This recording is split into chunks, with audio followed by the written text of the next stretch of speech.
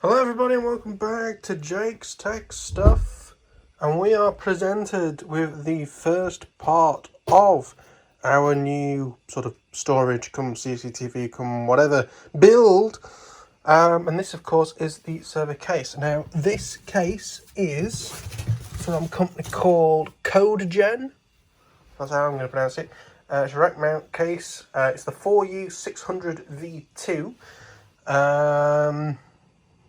Bought on Amazon. It's £85, so for a similar spec case, which when I say that I mean in terms of drive cages, that was the main thing I was looking for, this was the cheapest.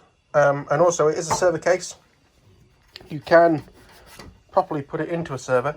I'm not going to do that yet, but if I do ever end up with multiples of these, then we shall do that. Now, so this is ATX based. You've got plenty of expansion ports there.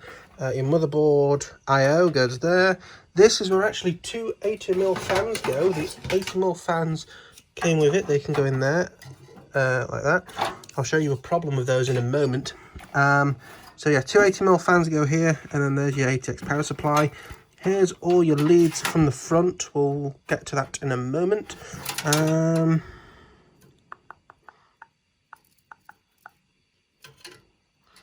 There's no book at all that comes with this case, or any instructions, so it's all a little bit of working out yourself. Now, we've got these on here, which, I'll be honest with you, I don't know what they're for. They sort of spring down like that. They don't clip off. They just sort of spring down like that. So I don't 100% know what they're for, and of course they'll slide up and down. You can unscrew this, so we can take that out to put the machine in. There's lots of the studs already in. I'll need to make sure that they're in the right place, because I think it does accept some slightly bigger boards than ATX as well, because it does seem a bit big for a ATX size motherboard, this sort of spacing. But as I say, we've got 8 drive cages, 3.5mm. They do have one that has more 3.5mm cages, but I'll explain why I didn't go for that.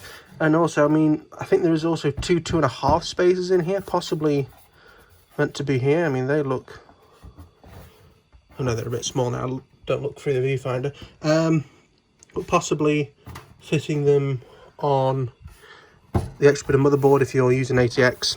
But the reason why I didn't go for a bigger one is because if we look in the front here, we've actually got these 3 5.25 inch bays. So we've got 2 options. If there is anything that we want to fit in there, we can do, or we can take these out and fit in, I believe, 5 more 3.5 inches, and they can be hot swappable.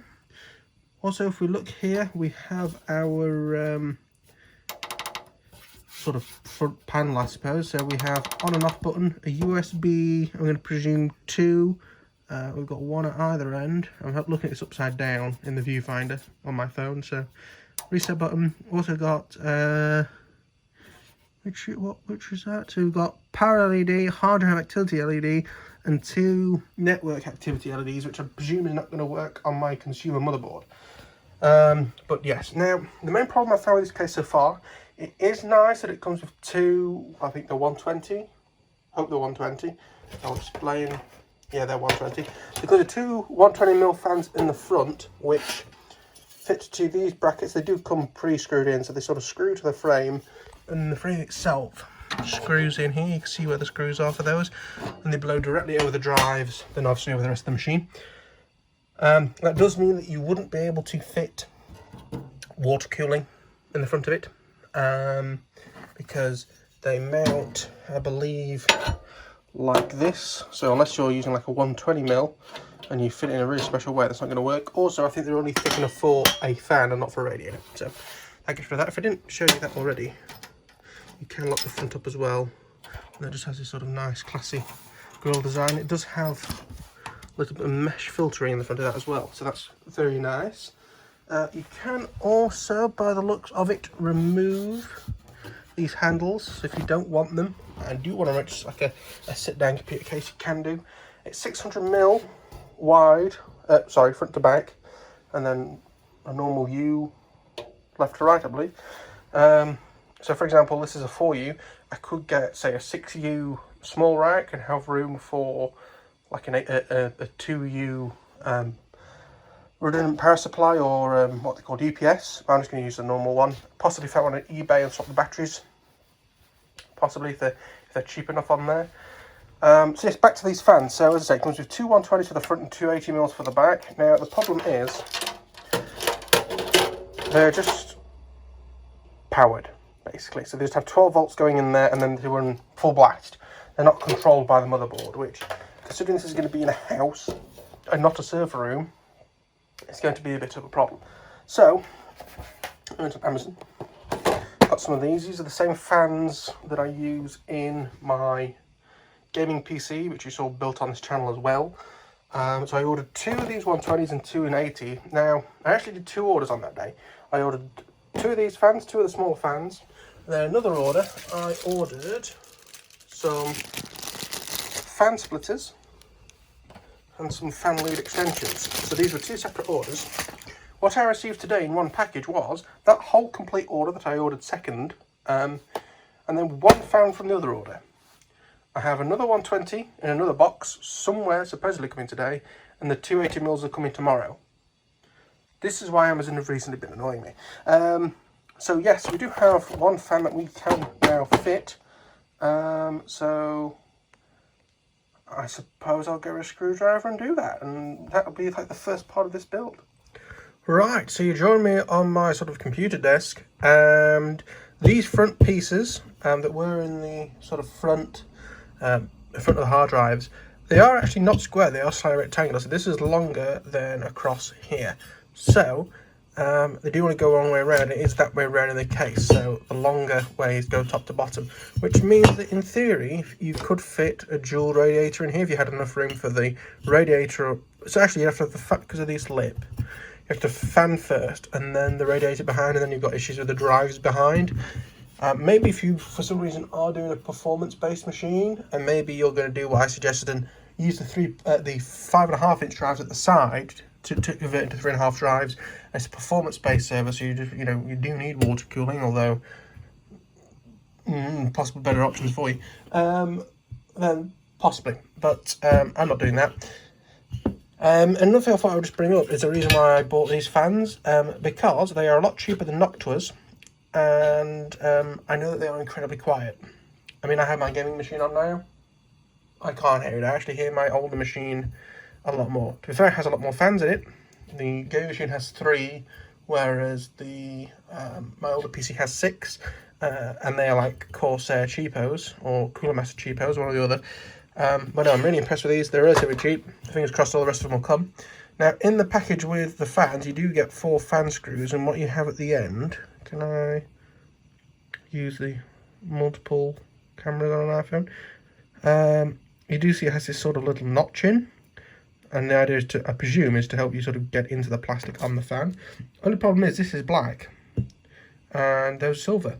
But what actually comes in the kit with the case are black screws.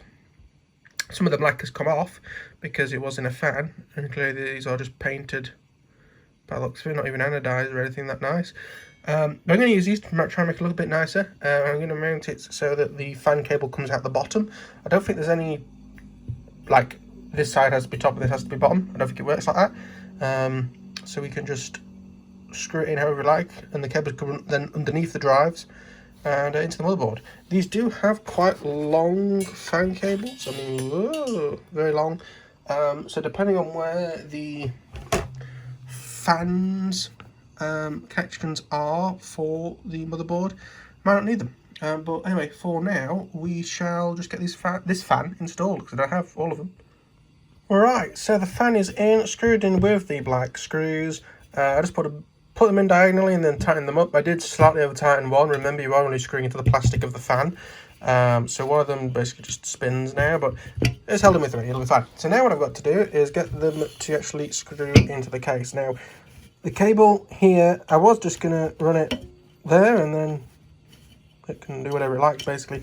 Problem is I've got to put a screw through this hole and then through here to actually screw it to the case. So I'm just going to do it slightly more messily, but more working, like that. And then just run it under the drive cages. And I'm not sure, again, how many case fans this motherboard I'm going to get is. But I've got them Y leads, as I call them, from my RC stuff. But basically it links two of these together into one plug. So basically the software controls front and back fans, not like front left, front right, back left, which you know you could probably do with some motherboards. And in fact, turns out that, and then of course you've got the CPU fan. But yes, this is all stuff from Amazon. This processor, which I can exclusively reveal, is a Ryzen 2700. Not the X, because I don't need that extra little bit of oomph. But that's coming from a company in the UK called Asla, or Asla, I don't fucking know. But it's actually coming from Czechoslovakia, so you pay a lot of money for postage, which was still the cheapest around. I think it was like £140 something, and then £15 shipping via DPD, which also made it look like from the UK because I didn't know DPD work elsewhere. But yeah, apparently it's coming from Czechoslovakia, from Prague. It's a bit annoying because I mean I don't have a motherboard to put it in, so not much point. I haven't even ordered it yet. I'm probably going to order that today and blow out my bank account. But yes, it's something that is needed, so it will be ordered. But yes, let's get this screwed into the case and see what it looks like. Okay, so apologies for the poor light, but just to show you what it looks like, that's the fan installed, screwed in. One of these screws, whichever way around I did it, because you know I try and do them diagonally, just wouldn't fit properly, so basically just made it as the first one I put in and forced it in. So again, this whole thing could only be held in by 6 out of the 8 bolts, but never mind. And then just to show you what this sort of front panel will look like, I'll just put in this just loosely. I'll get it out in a moment. And of course, this is what it looks like fitted, if you do it properly like that. And I've taken the keys out here just so I didn't bend or snap them or anything daft. But yeah, it's certainly a nice case. I mean, if I was doing budget service for people, I would buy this case again so far. And yeah, that's possibly a little bit of a better look for you at the front IO, but I presume this is LAN, but because I'm not using a server board, I'm not going to be able to do that as far as I know. It's going to be hard drive and power, but never mind. It may get a networking card in it at some point. It's got a gigabit card built into the motherboard anyway. But if I ever get to the point where I need 10 gigabit, that's what, not my fault, but all of those slots are for. But anyway, yes, this is going to be the end of this part 2 of the start of this. I'm basically going to pack everything back in the box now and wait for more parts to arrive. But thank you for watching. See you on the next one. Like and stuff. Goodbye.